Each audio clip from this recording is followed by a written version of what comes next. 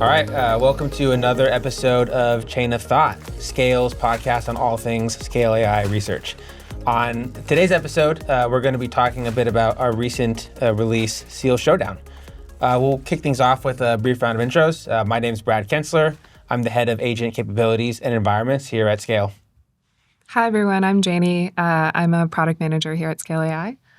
Hey, everyone. My name's Bing. I lead research at Scale AI. Cool. So let's get into it. Showdown is something that we're incredibly proud of and excited about. Can you maybe explain what Showdown is and what was the impetus behind building it? Yeah, absolutely. So as you know, obviously AI adoption has been exploding in the world, but there's still no real clear practical way for us to evaluate how models are performing for everyday people. So if you look at benchmarks out there today, there's really two buckets of benchmarks. The first is synthetic exams that measure things like math or coding, like our Seal Frontier leaderboards. Mm-hmm. And the second is there are arena-style leaderboards, but those votes are mostly cast by hobbyists or tech enthusiasts.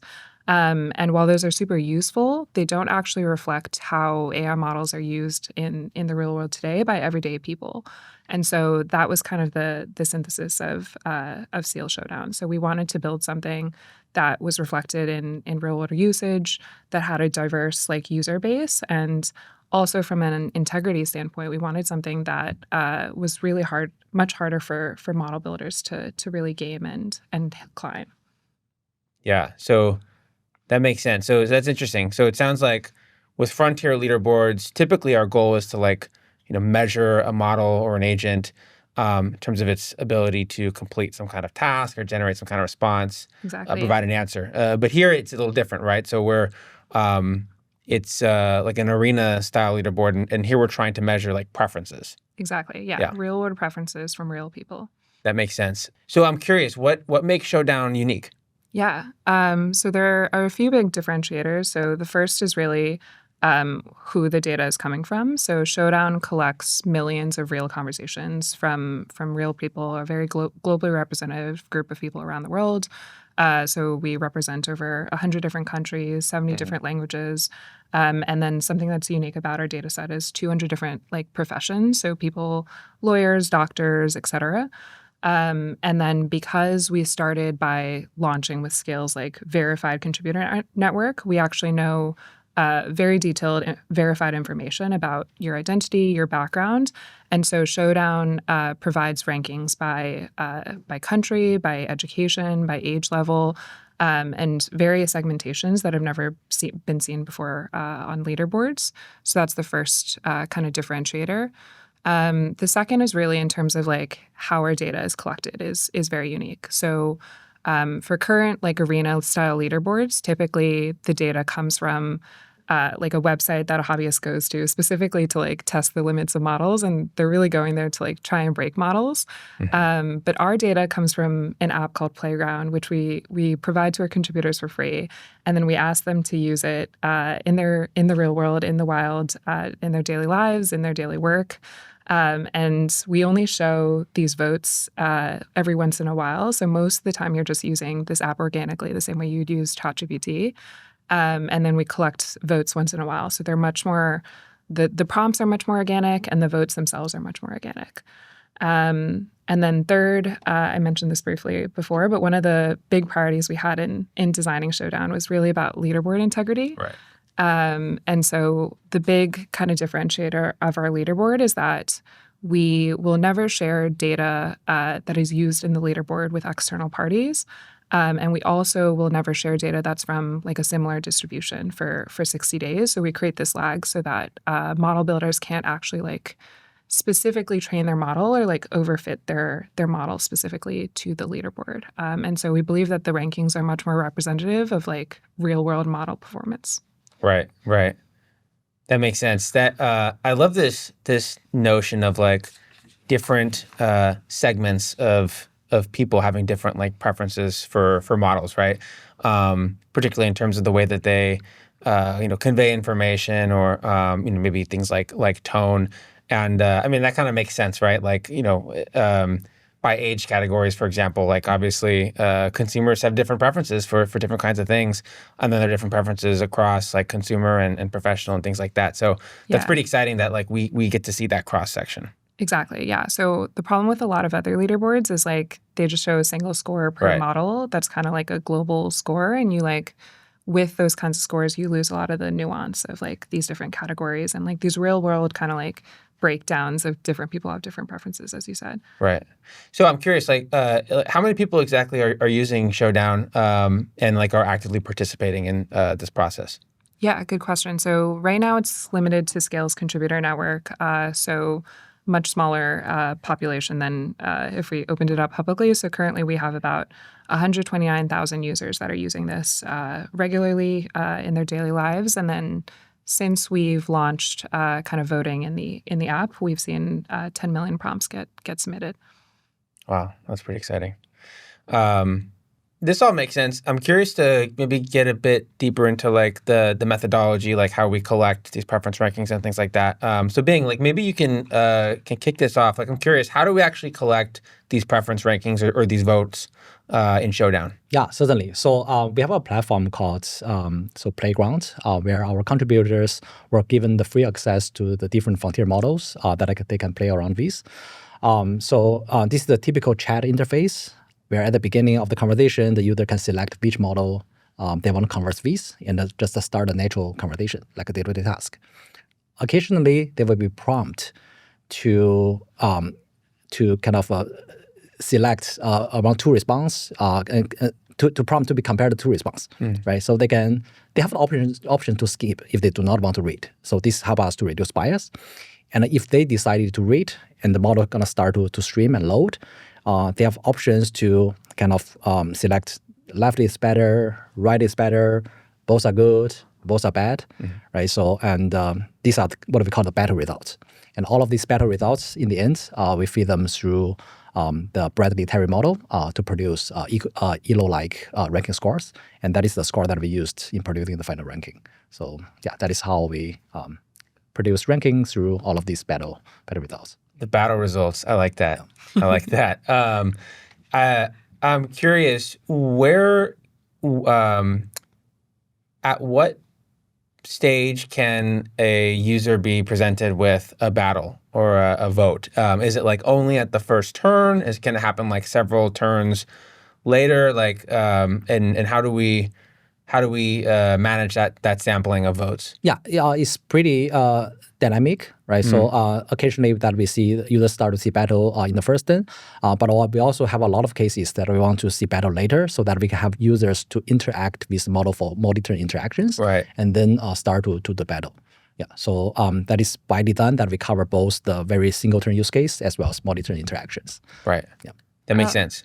I also want to call out one of the things we wanted to do was we wanted to make sure there was fair sampling across different models. So like depending on what model you're using, then you may or may not see a battle because we wanted to evenly distribute our votes across like different models from different providers. Yeah. Okay, that makes sense. Okay, so if I'm following this correctly, so basically we do these battles, we collect these scores, right?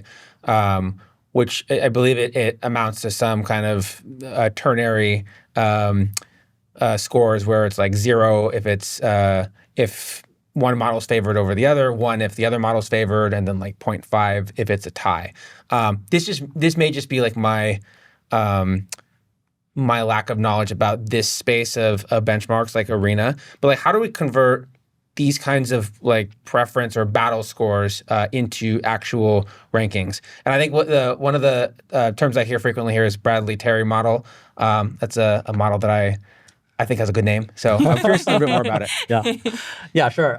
Bradley-Terry model is a model that produce a score for each item based on the pairwise comparison among these items, right? So the desired outcome is that from this model, the likelihood of one item winning over another is proportional to the relevant scores of all the items, right? So we collect a large amount of such battle results, and we feed a model with cross-entropy loss, so that the model can closely represent the likelihood of one model winning over another. So that is the high level in terms of how we produce a score based on these battle results. A couple of things that we did here to ensure that we have the high quality, reliable ranking. One is what Janie mentioned just now, right? So in terms of the model pair distributions, right? So in real world, different models have different popularities. Some models, like from our platform, we observed GPT-4.1, even though this is no longer the latest model from GPT, but still one of the very popular ones on our platform, right? So one thing that we did to ensure that we have the good ranking is that we sample the model pairs in a strategic way, that we upsample the pairs that are currently underrepresented or have high variance, so that we can have more represented comparisons across those models. So if you look at the final distribution across the models based on their popularity score and the distributions of the models being show up in the battle, they look pretty different. Right. For the battle distribution, it's a lot more smoother than the kind of spiky popularity-based model ranking. Yeah. So that is one key aspect. The other aspect about making reliable ranking is about the style control. As people also discovered previously, right? So style plays a big role in terms of affecting people's preference on model response, especially when they don't have a chance to just look closely into the response. These models come from very different lens and different markdown styles. So we did some special treatment about the style control to make sure that the ranking truly reflects the contents and the quality of the response and the reduced bias introduced by these styles, right? So those are the different kind of measurements that we took to ensure that we have the good ranking that is reliable and trustworthy. Yeah, that's really interesting, style control. Intuitively, it makes sense that, different models have different styles. Some are more verbose. Some tend to use more lists than others. I think that's a common complaint about certain models. Yeah. Emojis is another one. Right. Yeah, exactly. So we're controlling for style, and I'm curious, why did we deem this necessary? What observations did we see and we're like, oh, this is something that we want to control for? Yeah, exactly. So this is observed in our experiment as well as from prior study, where, for example, user tends to prefer the long response. It seems that naturally feel that longer response is more comprehensive, right, more useful. Many of the cases, people don't really have the time to just read through the individual kind of statement there, right? So this caused a lot of confusions in terms of what a role that these stylistic kind of features like emojis, long response really played a role in terms of the true model quality, right? So that's why we take special treatments. We measured kind of a few aspects. For example, in terms of token length of the response, in terms of the number of markdowns used in the response, as well as the loading time of the response, right? So we take this into a consideration and put them into the optimization function in the predictive model, so that we add a coefficient there to control the impact of these markdown or stylistic type of features, so that the final outcome here is that the model can be more debiased right, towards these stylistic features and focus more on the true quality of the model response. So that's why in our ranking, so if you look at the ranking, the final ranking, and the ranking purely based on the battle outcome, the ranking are slightly kind of mismatched. That is because some of the models, they have a higher battle results, but we figure out that a lot of these might contribute by these additional styles that are produced by this model. And with this style control, so those models are kind of down-ranked a bit. So that's why the difference we observed in the different rankings. Right, that makes sense. And I'm curious, are we, sounds like we're modifying the objective function to account for these different style considerations. Does this completely remove style from the equation, or does it just mitigate it? Yeah, so I think this is more of an effort towards debiasing, Right. So there's never a perfect solution. Sure. Right. So and also this is based on kind of the real world battle and all of the feature that we designed. Right. So we produce a model that can best fit to what we observed in the battle. Yeah.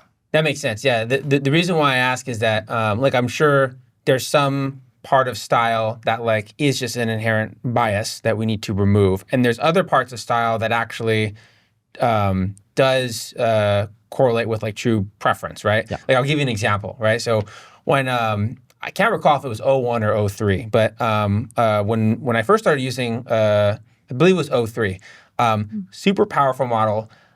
The responses, though, were a lot of tables, a lot of lists, like emojis in the table cells. And so what I would do is I would like ask '03 a really hard question, and then I would switch to either GPT-4o or GPT 4.5 and have it rewrite the response because I preferred the output of the other model over '03. So obviously there is some like something to the style is what I'm getting at. But yeah, that makes sense.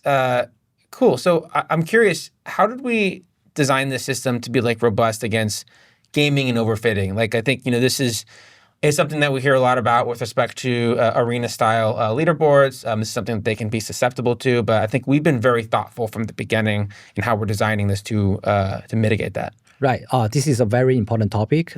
So a couple of actions that we take in terms of producing reliable and trustworthy rankings through the system. So number one is that we come up with a pretty comprehensive model deprecation policy where so we only surface model that is public accessible. For model that is already kind of deprecated, we remove that from the ranking.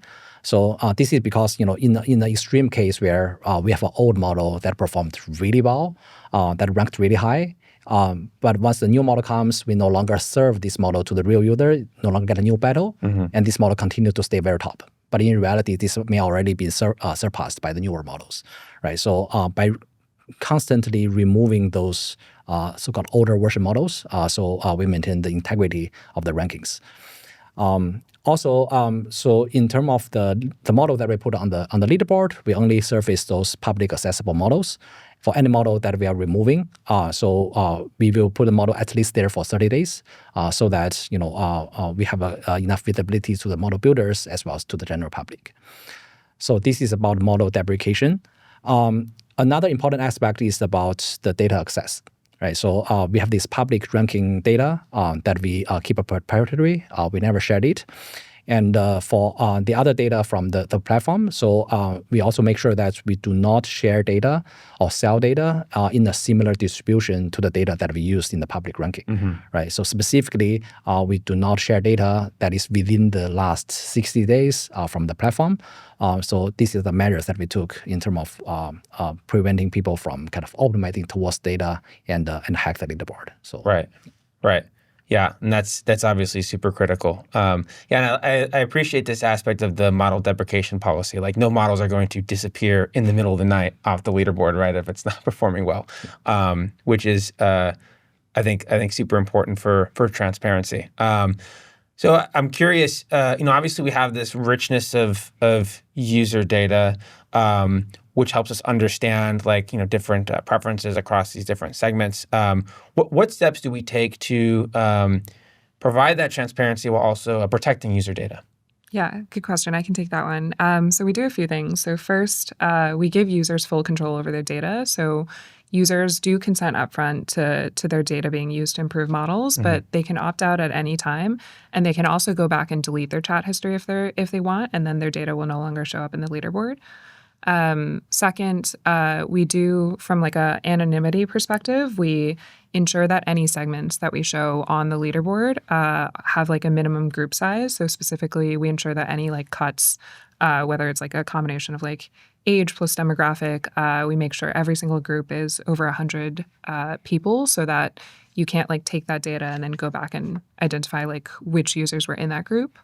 And then third, just from like a personal information, obviously, if you're using this in your like daily chat usage as your normal like chat app, you're probably going to put in some personal information about you, about your work. And so we take measures to basically scrub all of that like personal personal and identifiable information from the data before we like store it or analyze it in any Right. way. And so there's no way that like researchers or engineers or anyone at scale can, or the public can ever get access to information about you. And so you ultimately like control your data and are consenting to any usage of your data. Compliance in action. I love to hear it. That's great. That was the goal. Great. Okay, so let's get to the good stuff. And it's been good stuff so far, but I think what people want to hear about is like the data set, right? So what is in this Definitely. data set, right? Like what does the distribution of prompts look like? Yeah. So we talked about this up front, but our goal was really to make this like an organic, like conversational data set. And when we actually look at our prompts, that's what we see. So we built a classifier to basically like group together our prompts and classify like what types of prompts are being asked. And we find that 84% of our prompts are actually like conversational. So they're like me asking ChatGPT a question, or like asking like ChatGPT to summarize like a document or something like that. So very like everyday like and like use it in your like work type tasks. And then we say roughly, I think it was like 12% were coding and then 4% were like more technical, like, like astrophysics type tasks. So very different distribution than kind of like the more like hobbyist leaderboards that we talked about. Right. And we see that it is actually more reflective of mainstream user usage. That makes sense. Yeah, I'm just looking at our notes here. So it's 84% are conversational tasks, and one of them is chit chat. What is chit chat? Yeah. Good question. Chit chat is literally people making like small talk with AIs. And it seems to be like a rising trend actually in the data of people just telling like Claude about their daily lives. Like the same way you would interact with a therapist, which is super interesting and maybe a little concerning. That's awesome though. That's cool. Okay, so I think we also did some measure of like difficulty as well, right? Yes, yeah, that's a good call out. So the other thing we looked at was we basically categorized all our prompts on a scale of difficulty from 1 to 5. And we found that the vast majority, I think it was like 88% of our prompts were like difficulty 3 or lower, which means that they're like in the like high school level like difficulty or undergraduate level difficulty, whereas 4 and 5 is more like graduate or expert level. And so that also kind of like shows that our prompt distribution skews more like natural and everyday usage. Right. Yeah, that makes sense. And then I think you might have mentioned this, but we're basically doing these categorizations using like a judge, right? Yep. Yeah. Cool. Okay, so one common criticism that I've heard about these kinds of leaderboards, right, is that I think you mentioned this earlier. A lot of the rankings and the battles, as we call them, is like driven by a small group of essentially power users, right? Do we see the same thing in our leaderboard, or like how do we handle that? Yeah. So we specifically looked at like power usage. So we looked at basically the percent of users that use do battles like more than like 20 times in. We've had this battle. We've had battles up for the last like 3 months. So 95% of our users do not exceed the like 20 plus mark. And then we also looked at, I think it was like the 10 plus mark, and it was most of our users don't even exceed. I think it was like 50% of our users don't even exceed the 10 plus mark. Oh, wow. And so these are really like people who are just using them in their daily lives. They're chatting with them like you would chat with a normal chat app, and then they're occasionally doing battles. And we don't surface the battles very often. And even when you surface a battle, the user can still decline, which you can't do in a lot of other arena-style leaderboards.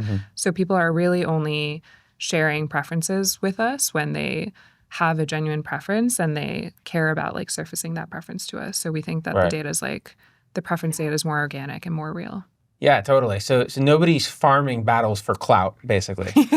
Exactly. Yeah. It's like you genuinely had a preference between the two models we surfaced to you and you wanted to share it. Right.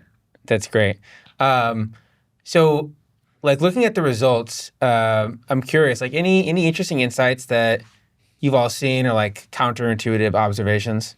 Yeah. So we saw a couple of insights that were different from other leaderboards that we found super interesting. So the first was on thinking models. So if you look at other leaderboards, whether it's like synthetic benchmarks or other arena-style leaderboards, typically thinking models perform better because they're smarter, they do more reasoning, et cetera. But actually, on our leaderboards, we found that they performed worse. And the chat versions of different models, so the chat version of ChatGPT or the chat version of Claude, actually performs better on our leaderboard. And so we think that that actually like better reflects the fact that like our value prop of the fact that this is more organic usage and everyday usage. And so the chat versions of these models actually perform better. It better reflects how OpenAI and Anthropic are actually tuning their models. The second thing that we found was super interesting was just if you look at like the different like segmentations and cuts that we support, you can actually see like that like different models perform better in different segmentations. So like we saw, for example, that like ChatGPT performs best in the Americas, North and South America. But actually, like Claude and Gemini rise to tie with ChatGPT in places like Africa, and so it seems like they've the model has just been tuned for different populations, and these segmentations are things that are, I think, very interesting for your everyday user to understand and aren't seen on most other leaderboards. Right. Yeah. Just to add on what Jenny mentioned, right? So some other interesting finding that we have. Style really play a big role in terms of users' preference. So much so that after applying style control, for some of the models, we see much higher kind of ranking changes compared to the other models. So this tells us that some of these apparent wins may just come from optimization of style rather than the model content and the quality itself. So style control is the area that we continue to iterate and to see how the best practice to devise such factors. In addition to that, another counterintuitive findings that we are still validating is that somehow we are seeing some positive correlations between loading time and user's preference. So there might be some co-founding factors, such as this come together with longer response also. But one hypothesis the team has is that maybe just instead of user preferring seeing the response faster, they subconsciously assume that for model that take a longer time to respond, this is more thorough, more comprehensive. This is just one hypothesis. Yeah, we're still validating. Yeah, but this is another interesting finding. That's hilarious. So users might associate higher latency with like a smarter model, like they're talking to Opus 4.1 or like previously GPT 4.5, which was great for creative writing but pretty slow, right? Yeah. So yeah, I wonder if that like suggests one potential hack for user satisfaction in like serving, say, open source models is just make them run slower. That's funny. Yeah, the styling. I think that again, that I'm not surprised that folks have such a strong bias because I'm telling you, like I remember using O3 or O1 and like asking it for restaurant recommendations on a Friday night in Berkeley and getting like a table that was like a page long with a bunch of like emojis in the cells, and I was like, this is a little too much for me. But anyways, that's really really interesting insight. So yeah, so like obviously Showdown, like a lot's gone into like ensuring that this leaderboard is robust, transparent, reliable. I'm curious, like, what do you guys think that this launch brings to the AI research community at large? Yeah, that's a good question. I think if you think about like benchmarks overall, benchmarks really help to shape how the AI like industry and community like build and train their models. And I think what Showdown brings is that like if we want AI to actually be like safer, more equitable, more useful, more practical, then we need like our benchmarks to actually reflect like the everyday people that use them. And that's what we were hoping to build with Showdown, something that was more trustworthy, more practical, more real world. And the way that we hope that people use that is that researchers can use this data to basically figure out like for different segments of the population, like where their models are underperforming and where to improve and direct their research. And then for the everyday like users and consumers that are using AI models in their workflows, we hope that this will help them figure out like which models actually work best for them and their profile and their specific use cases. Yeah. I think the fine-grained insight on the model performance in different segments make a true difference here, right? So for many of the other evaluation platforms, so we only see the final ranking, global ranking. But with Showdown, people can see that in different, geographical locations, different languages, and even different professions, right? Based on their usage, how their model performs. So that's, the model builders can make much more targeted improvements to the segments that is more important, right? So, and also this help, the model builders to build models that is more inclusive and equitable. So a lot of this social benefit that can come from this ranking and insights. Yeah. That's awesome. And then I think, practically speaking, just a sign of the times how widespread AI adoption is, right? Like I have grandparents, 82 years old, that are using, large language models, and now I have some insight into what models I should recommend to them. That's great. You should send them Showdown. Yeah. Oh, I will. Great. So where do you guys see evaluation going in the next 1 to 2 years? Like, do you think benchmarks or leaderboards like Showdown, is this going to be like the dominant paradigm, or is it going to be a complement to other leaderboard approaches? Yeah. So I think leaderboards like Showdown will ultimately complement the existing set of synthetic benchmarks that are out there. So they're still really synthetic benchmarks are still really valuable for testing specific capabilities. So if you want to know how well a model codes, and really pushing the limits of what models can do in that specific domain, coding, then I think these benchmarks are still really valuable. But Showdown, really, I think the goal is to better reflect real world human preferences and the subjective things that I think you can't really capture in a synthetic test. So how a model makes you feel while you're using it, and just better for kind of everyday real world usage patterns. And I think to your question on how this will evolve, I think over the next couple of years, I think we're going to see a whole I guess a couple different types of benchmarks evolve. I think there will continue to be the synthetic benchmarks that we see currently at the bottom, and then these kind of more real world preferences kind of layered on top as more and more everyday people use AI. And then we're hoping that this Showdown introduces kind of a third layer, which is these different segmentations of breaking it down by use case, by profession, by age, how different models perform. And I think having these different these three different layers that I mentioned, hopefully will provide a more comprehensive picture to the world of how models are performing and what their quality really is. Yeah. I can definitely see this complementary nature play out in the agent space, right? Which is, where I spend a lot of my time thinking. I think there we're so focused on capabilities and tasks and just even understanding how capable are agents doing complex tasks. We're not even really thinking too much yet about preferences, right? And if you think about all the different kinds of professional work or tasks that agents might do, preparing a report, right? I think a deep research is probably a good example of this, but extrapolate that out into 1 year, 2 years from now, where agents are going to be preparing your weekly business reports or preparing your presentations, right? There's no one single right answer for how best to prepare a certain kind of presentation, right? Yeah. You're going to have different preferences by different cohorts, different professions, different age groups. So yeah, I think this is the other half of the pie here, right? So that's really exciting. Yeah. So I'm curious. Go ahead.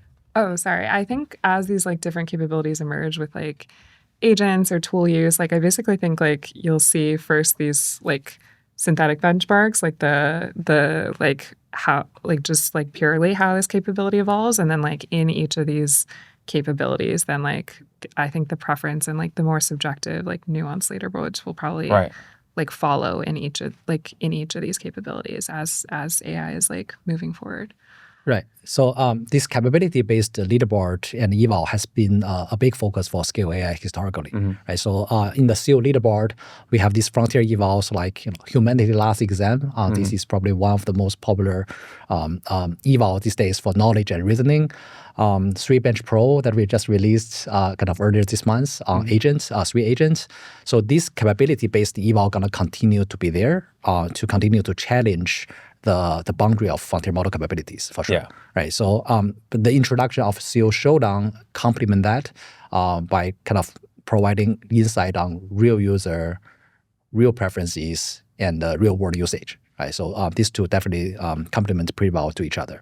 And in terms of the second side, right? So real user preference. Apparently these days we are seeing more interests beyond just a general public preference. The different professional domains are also looking to in their day-to-day professional usage how the model really performs. That is beyond just a dedicated fixed benchmark. I think this is definitely an area that is also super interesting that I want to get more into. Yeah. All the time I see folks on social media debating like which coding models are best to use in Cursor. Yeah. And oftentimes it's driven by capability, but increasingly it's driven by like style. So I see folks say, the latest like Sonnet 4.5 is very verbose or something like that. So I assume that like as capabilities in certain areas saturate in particular, like these other intangibles are going to become increasingly like the decision-making point for end users. Yeah. Basically, it'll be like more vibes-based, I think. Yeah, I love that. So I'm curious, what's next for Showdown? What's on the roadmap? Yeah. So we're working on a few things right now. So first is more segmentation. So we already support kind of like the big demographic cuts of like education level, age, country, et cetera. But the next thing we really want to tackle is like profession. That's something that like we verify for every contributor coming onto our platform, and something that I think Scale can like uniquely do, and I think would be really valuable as AI is kind of like moving into like all these real world applications. So lawyers will be able to see like which model is best for legal research, and like marketers could see like what's best for copywriting, et cetera, et cetera. Second, we plan to grow our user base. So as I mentioned, we kind of started with Scale's contributor network just because we already had access to that. We verified everyone, and we just have a lot of control to make sure that this is like a truly representative user sample. But our next step is really to open this up publicly so that we have a much larger user base and ultimately a much more representative one. And then third, we are also exploring, we already talked about this a little bit, but new kind of like modalities and capabilities and introducing that into Showdown. So as more and more people start to use agents or tool use, or multimodal is obviously a big one, then we also want to be able to collect like real world preference data for those capabilities in Showdown and show how models are performing on them. Yeah, excellent. So I think these are very important aspects. Beyond that, we also continue to build for model developers, model builders. We continue to evolve our kind of API offerings to provide more transparent APIs. We build more comprehensive dashboard to provide kind of actionable insight to model developers so that they can continue to iterate their models through the Showdown platform. So providing better insights, more actionable insight, making the platform more usable to the model builders is another priority next step. Yeah. Awesome. Exciting things on the way. If listeners like wanted to learn more about Showdown or even potentially contribute, where should they go? Yeah. So to see the up-to-date rankings, you can go to scale.com/showdown, view the rankings, and you should play with the segmentation. So see what works best for your age, your education level, et cetera. And then if in terms of voting, we will be opening this up to the public soon. So at that point, you'll be able to actually contribute votes to the leaderboard itself. So anyone in the public can contribute. Yeah, at some point. That's the goal. That's exciting. That's super cool. Yeah. And yeah, so for the audience who are interested in learning more about the methodology and techniques we used behind the system, we have released a technical report on the Showdown website. So with all the details about the methodologies to ensure the high quality and the integrity of the rankings, please definitely check it out. And also stay tuned about the research blog on Scale website that our research team published. We will continue to release new insight and new findings. Yeah. Also, if you're a model builder and you want to be evaluated on the Showdown leaderboard, you can also reach out to the Showdown team at, I think it's showdown@scale.com, I think is the right email. Yeah, showdown@scale.com. Okay, yeah. Cool. Well, that about wraps it up for today's episode of Chain of Thought. If you have any questions or comments for us, please leave it in the comment section.